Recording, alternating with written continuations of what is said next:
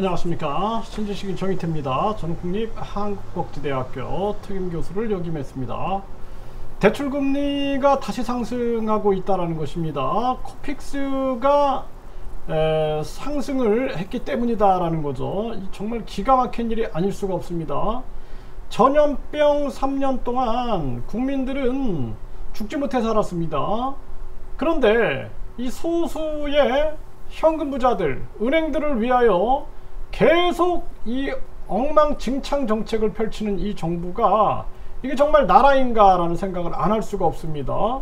일본이 왜 마이너스 금리를 유지하고 대규모 금융 완화 정책을 쓰고 있는가, 왜 중국이 금리를 인하하고 있는가, 이거 판단을 해야 한다는 거예요. 결국에는 금리 상승을 하게 되면 기업과 가게가 다 붕괴됩니다. 이걸 아니까 미국은 삼성현대, LG, SK 바이오생명과학 미국에다 공장 지어서 미국의 이 위험을 완충시켜라 이렇게 한 거죠. 그것이 이제 한국뿐만 아니라 많은 세계 기업에게 그렇게 주문을 했어요. 전쟁 위기를 만들고 무기 판매하고 이 미국의 꼼수였습니다. 그럼에도 불구하고 지금 미국 은행들이 파산하고 있고 미국 기업들도 허덕이고 있는데 지금 한국이 미국만 따라가고 있는 거예요. 이창용, 추경호를 당장 해임해야 한다. 저는 그렇게 생각을 합니다. 이창용 한국은행 정말 자질이 없는 사람이에요. 왜 일본이, 왜 중국이 금리를 내리고 있느냐, 이런 걸 판단을 해야 되는데 지금 미국도 결국에는 견디다 못해 이번에 금리를 동결했습니다. 그리고 이것도 이제 미국 입장에서는 달러 가치가 자꾸 떨어지고 달러 점유율이 떨어지니까 이제 또 뭐 앞으로 더 올릴 수 있다 이렇게 해서 이제 긴장의 끈을 놓지 않고 있는 그러한 입장인데, 한국은 미국을 전략적으로 판단해 가지고 빨리 우리는 금리를 내려 가지고 무역 경쟁력, 그리고 빨리 우리 기업과 가게를 살리는 정책을 써야 된다는 거예요. 일본은 지금 엔저로 인해서 무역 경쟁력 그리고 관광 수지를 높이고 있는 것입니다. 한국은 다 밀려버리는 거예요. 모든 거에서. 이런 판단이 안 섭니까? 이런 게 무슨 놈의 경제부총리라고 앉아가지고 국회의원 겸 경제부총리 해가지고 추경호 앉아있는데 당장 해임해야 한다. 저는 그렇게 생각을 합니다. 지금 이 아주 심각한 정황으로 지금 흘러가고 있어요. 우리 국민들은 5000% 살인, 이자의 살해 위협까지 불법 사채 조직 123명이 검거됐다 이렇게 나오고 있는데 이게 현실이에요. 현실. 지금 현장에서는 이런 일들이 계속 터지고 있고, 지금 이런 정황에서 주담대 변동금리 다시 오른다 해가지고 금리가 지금 신규 코픽스가 오르면서 이 자금 조달 비용 지수가 오르면서 금리가 다시 오르고 있다는 거예요. 이게 지금 많은 국민들은 지금 이자 내다가 아무것도 못하고 있는 정황이에요. 지금 기업의 100곳에서 35곳은 이자도 못 내는 좀비 기업이다 이렇게 보도가 나오고 있고, 기업 건강 상태가 나빠졌다, 영업이익은 34% 줄고 이자 비용은 32% 급증했다. 망할 길로 가고 있는 겁니다. 망할 길. 그럼에도 불구하고 이 추경호 그리고 이창용이 이런 심각성을 인식을 하지 않고 있는 겁니다. 이거 의도적으로 안 하고 있다라고 생각을 할 수밖에 없어요. 기업 건강 상태가 경고등이다. 영업이익이 3분의 1 줄고 이자 비용도 3분의 1 증가했다라는 거예요. 이자 비용은 3분의 1 증가. 이러한 심각한 문제고요. 수출 부진에 흔들거리고 있고, 국내 기업은 이자 비용 빨간불이 들어오고 있다는 것입니다. 여기서 또 금리를 올린다는 게 있을 수 없는 일인 거예요. 이거 은행들 이거 금리 담합이라든지 또는 이 이자 장사 이거 완전히 뿌리 뽑지 않으면 대한민국 망합니다. 네, 고금리 폭탄 맞은 미국 기업들 이자 비용이 22% 뛰었다. 미국도 이렇게 흔들거리고 있는 정황이고, 중소기업 60%는 돈 벌어서 이자도 못 냈다라는 것입니다. 대기업도 한계 기업 속 속출하고 있는 그러한 정황이고, 빚 늘어난 자영업자 이자에 허덕이고 있고 연체율도 상승하고 있다라는 거예요. 정말 기가 막힌 일이 아닐 수가 없습니다. 성과급 잔치 국내은행 이자 장사로 역대급 실적을 올리고 있다라는 것입니다. 정말 이게 나라가 아닙니다. 나라가. 응?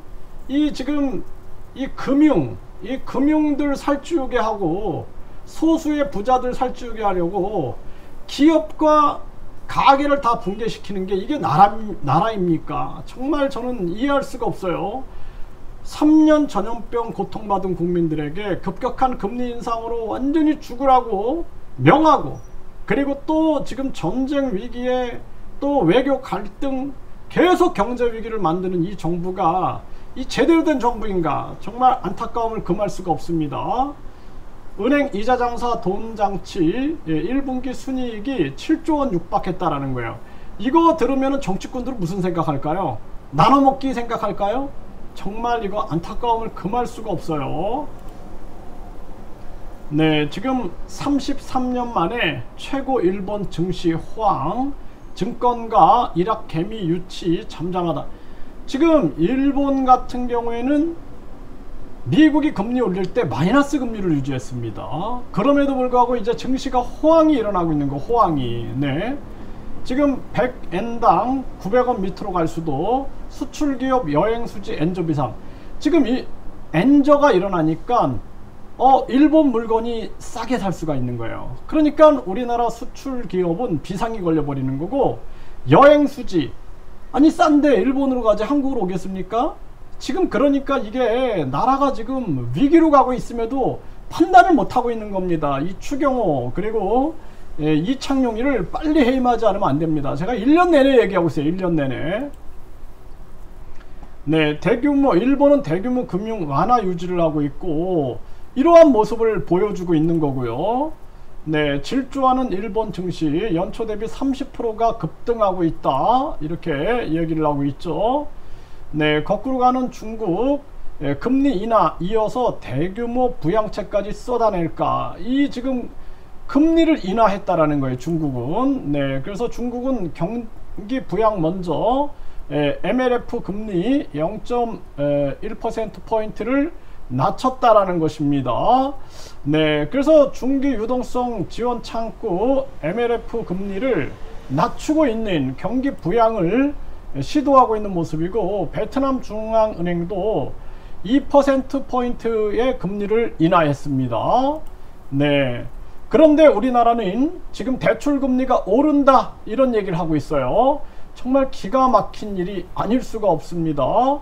기준금리 동결에도 대래 오르고 있는 대출금리, 이거 우리나라 다 망가뜨리는 겁니다.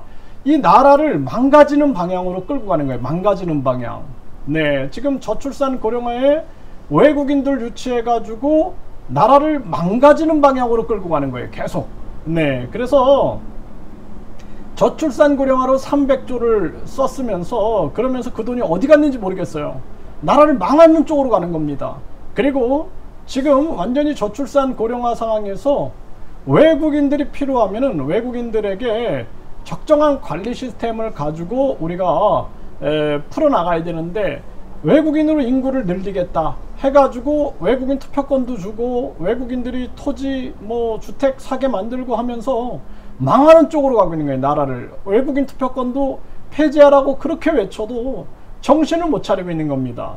그리고 지금 이 KB금융, KB 이 국민금융 같은 경우에는 73%가 외국인 자본, 그리고 또 이 하나 약 72%가 외국인 자본, 그리고 외국인 지분율이죠. 지분율. 네, KB금융도 외국인 지분율이 약 73, 신한은 약 63%가 이게 외국인 지분 비율이다라는 것입니다. 이쯤 되면 이게 진짜 국내 은행인가 우리가 판단을 해야 한다는 거예요. 우리는 이제 정말 이 대한민국을 지키기 위해서 대한민국의 자본이 거의 지금 해외로 넘어간 게 아닌가. 그리고 지금 이 나라가 망하는 쪽으로 가고 있다는 것입니다.